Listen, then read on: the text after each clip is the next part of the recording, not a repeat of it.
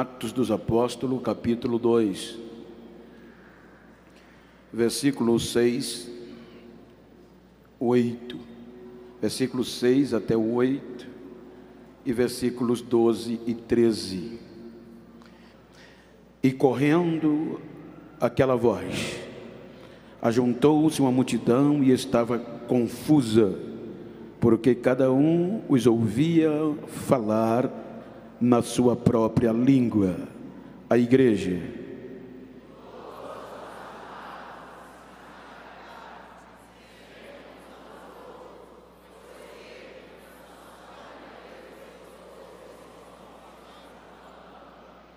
Como, pois, os ouvimos, cada um na nossa própria língua em que somos nascidos? Versículo 12 e 13.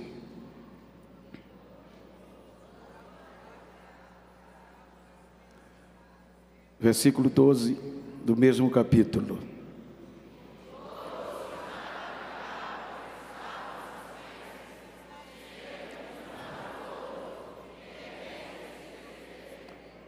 Próximo versículo para concluir.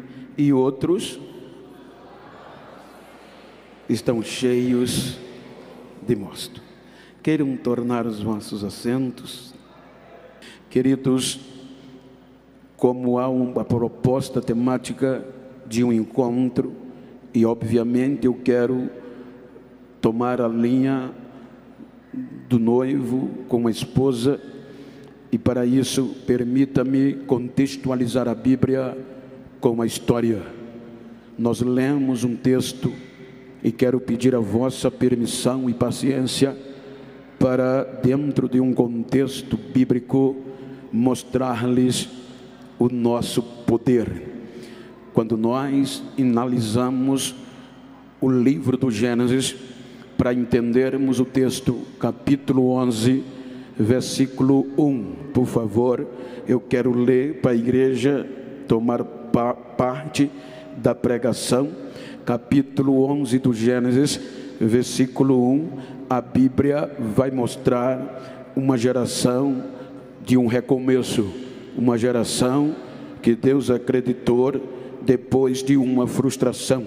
Gênesis capítulo 11, versículo 1, depois o versículo 6, disse Deus, e era toda a terra de uma mesma língua e de uma mesma fala.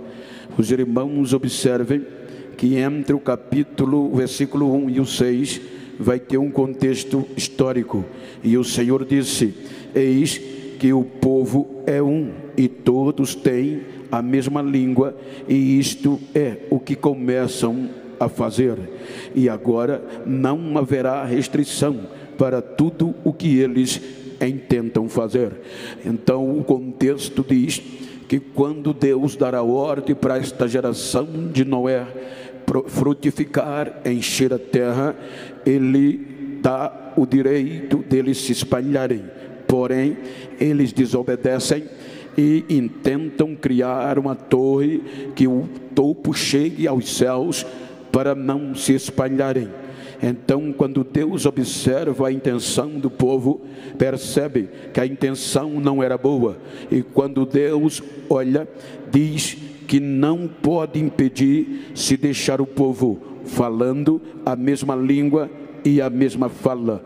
Então Deus está dizendo que quando o povo fala a mesma língua e a mesma fala, não tem quem segure. Para você ter uma ideia, nós falamos a mesma língua, que é o português, mas estamos a cerca de alguns quilômetros do Nordeste, Maceió, para Brasília. Você que nasceu aqui tem fala nordestina. Se eu falar, você não vai entender. Veja, porque é um contexto de fala diferente. E quando você percebe, nós temos a mesma língua, mas não temos a mesma fala. Falamos sotaques diferentes. Então observem que é Deus que faz esta restrição. E aqui eles saem confusos. Por isso que Torre de Babel é confusão. Deus vem e confunde o idioma. Os três viés Tanto jafetita, semita como canitas, eles partem para continentes diferentes, confusos por não entender um ao outro. Então vem o capítulo 12, e no capítulo 12 Deus elabora o projeto Israel. Segura o teclado por um instante. Deus levanta um projeto chamado Israel, um projeto espiritual que como é tratado a esposa, a mulher de Deus, o Pai. Se você ler a Bíblia, Israel em muitas ou algumas passagens é tido de um relacionamento amoroso. Por isso que há uma aliança no Êxodo capítulo 4. Quando nós vamos para o livro de Levítico, então capítulo 19, nós vamos nos deparar com as leis morais, sociais e culturais que Deus dá a Israel. Observem e leiam comigo. Por isso, Pentecoste 50, quando você lê Levítico capítulo 19, versículos de 23 a 25, você vai entender. Quarto ano, quarta festa, por um objetivo que Deus tratou com a esposa Israel.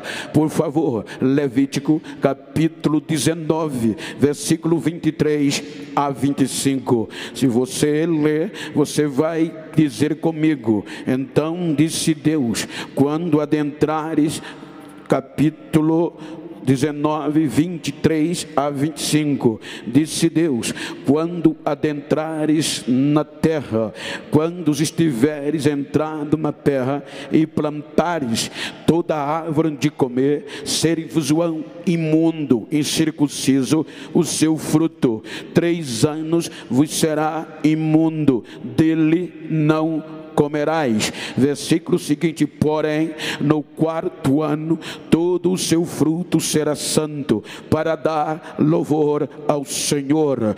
Versículo: e no 5º ano comereis o seu fruto, para que vos faça crescer a sua novidade.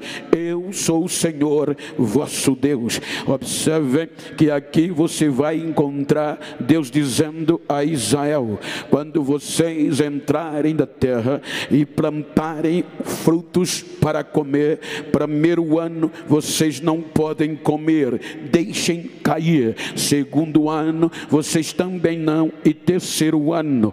Porém, no 4º ano, vocês colhem o fruto e não comem, tragam como louvor ao Senhor. Então, eles só tinham direito de comer no 5º ano, porque até o 3º era imundo, e no 4º eram as primícias para Deus. Não é à toa que você vai analisar que o Pentecoste é a 4ª festa em um contexto pentecostal. Obviamente que a palavra Pentecoste vem do grego, que é 50, 50 dias. Você observe que estas festas eram celebradas dentro do contexto cultural, da lei da cultura. A cultura, ou seja, age no grego quer dizer campo, e cultura, cultivo. Então está na lei da cultura. Então isto era uma prática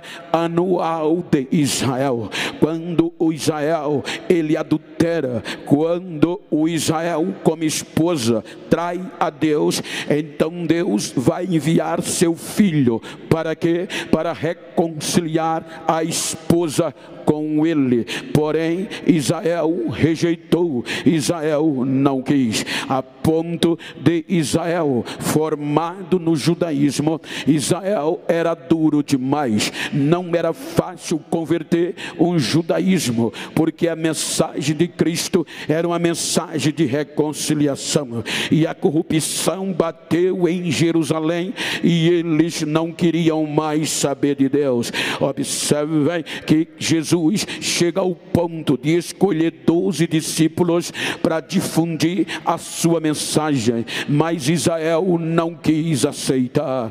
Quando Israel não quis aceitar, nem os próprios discípulos quis aceitar a mensagem de Cristo, porque a mensagem de Cristo virou escândalo. A mensagem, disse Paulo, primeira carta aos Coríntios, capítulo 1, versículo 23, que a mensagem de Cristo é pregada, mas escândalo para os judeus. Escândalo porque a mensagem de Cristo era de alimento. Há escândalo que até os próprios discípulos se escandalizaram pelo discurso de Jesus, quando ele diz em João capítulo 6, versículo 51, quando Jesus diz: idem e pregai o evangelho, ele está dizendo que vão e levem a minha carne a toda criatura. Por isso que houve escândalo para os discípulos, e eles se escandalizaram e acharam impossível, e disseram: quem pode suportar e ouvir este discurso? Então é quando o contexto entra. Vejam que nem os discípulos aceitaram e acreditaram a mensagem de Cristo. Quando a esposa adulterou e não quis reconciliar, então a visão do Pai é para os gentios. A visão do Pai agora é uma noiva, uma esposa para o filho. E como Israel não quis se reconciliar, vejam que o que impactava os judeus era a mensagem de Cristo, porque a mensagem de Cristo ultrapassava as fronteiras e dava esperança aos gentios. Por isso que Paulo diz: o retorno estava bom, mas caiu. Aí Paulo diz que os judeus se tornaram inimigo obrigado do evangelho por conta de nós. Então me permita contextualizar. Vejam que até no tempo de Cristo a lei cultural permanecia. Todo ano tinha as festas. Primeiro a Páscoa, segundo os asmos, terceiro Homer. Homer é contagem, e a quarta Pentecoste. Ou seja, primeiro Páscoa, depois da Páscoa conta 50 dias, e aí vem o Pentecoste. É por isso que o Homer era a celebração da contagem dos dias. Então a mensagem de Cristo, nem os discípulos entenderam o que ele queria pregar. Eles esperavam que Cristo fosse reinar em Jerusalém e libertá-los da opressão romana, e sendo assim reinar em Jerusalém. Mas a mensagem de Cristo era além dessa perspectiva. Ele tinha uma proposta espiritual e celestial. Então o que é que vai acontecer? Vejam que no capítulo 13 de João, a Bíblia diz que Jesus vai se despedir dos discípulos depois de 3 anos e meio ensinando, e eles não entenderam. Na despedida começa no capítulo 13 de João, e Jesus no contexto vai ensiná-los a como conduzir e como se conduzir. E ele diz: por um pouco de tempo eu estarei convosco, e para onde eu vou vocês não podem ir agora. Observem que o capítulo 13 traz um questionamento, traz celeuma, e eles não aceitam a volta e a ida de Cristo. É por isso que tem o capítulo 14 relacionando ao noivo e a noiva. Quando nós lemos o capítulo 13, você vai ver que há uma decepção, e Jesus diz: há tanto tempo eu estou convosco e vocês ainda não entenderam. O que é isso quer dizer? Quer dizer a seguinte expressão. Imagine, diz alguns estudiosos e alguns eruditos, que aqui há uma mensagem tremenda. No capítulo 14, Jesus vai falar do que eles viviam na cultura social. Sendo judeu, por exemplo, eu estou em Brasília, eu estou pouco mais ou aproximado 2.000 quilômetros de Brasília. Eu moro em Maceió, e aqui eu estou estou com o pastor Luiz Carlos, só para dar um exemplo.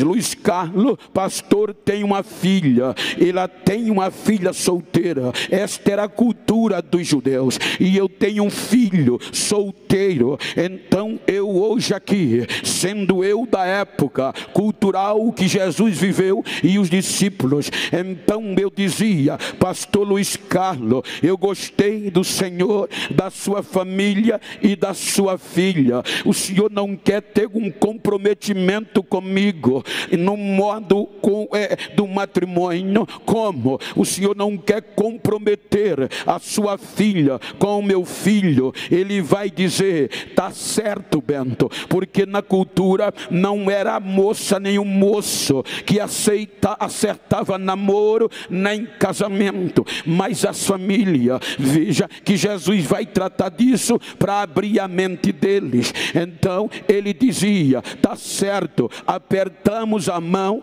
então tá feito o laço. A sua filha está comprometida com meu filho e o meu filho com a sua filha. Ou seja, a partir de hoje foi feito o comprometimento. Então tanto ele, a missionária Luísa e todos os outros filhos, os sobrinhos, os tios, toda a família vai trabalhar na pureza da menina, porque o comprometimento dele é entregá-la pura ao meu filho. E eu, sexta-feira, querendo Deus, estou em casa dando exemplo. Aí eu chamo meu filho e diria: meu filho, você já está comprometido matrimonialmente. Ou seja, ele não questiona, porque o pai foi quem escolheu, não questiona. Então já está feito. Enquanto o pastor Luiz vai trabalhar na pureza da noiva, eu vou investir no dote da festa e no dote da noiva e da família. Então vai passando o tempo, ele vai trabalhando na pureza da menina e eu no custo das festas e do dote. Aí chega o dia que eu chamo meu filho e digo: meu filho, vá em Brasília, no caso Jerusalém, no caso céu e terra. Estou dando exemplo do tema. Então eu dizia: meu filho, leve o dote e comprometa-se com ela, porque ela é a sua esposa futura. Então eu dava uma bolsa com prata e com ouro. Na cultura e na tradição dos judeus era o dote. Como também ele trazia um odre, um vasilhame com suco de uva para celebrar o comprometimento. Quando ele chegasse em Brasília, ia na casa do pastor e dizia: pastor, o meu pai me enviou, e o meu pai me enviou para pagar o dote. Aí ele chama a noiva e a noiva vê o noivo e aceita. Quando ela aceita, ele dá o dote ao pai.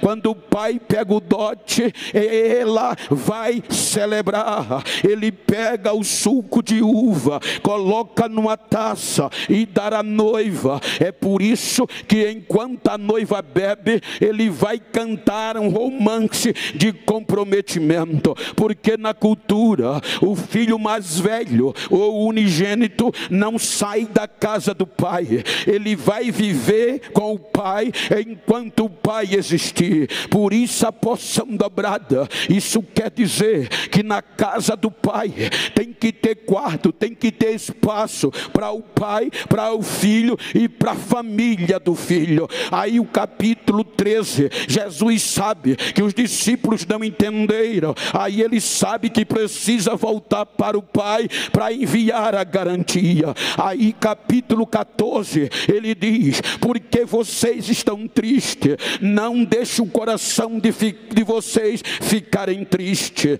Creiam no meu Pai, creiam também em mim.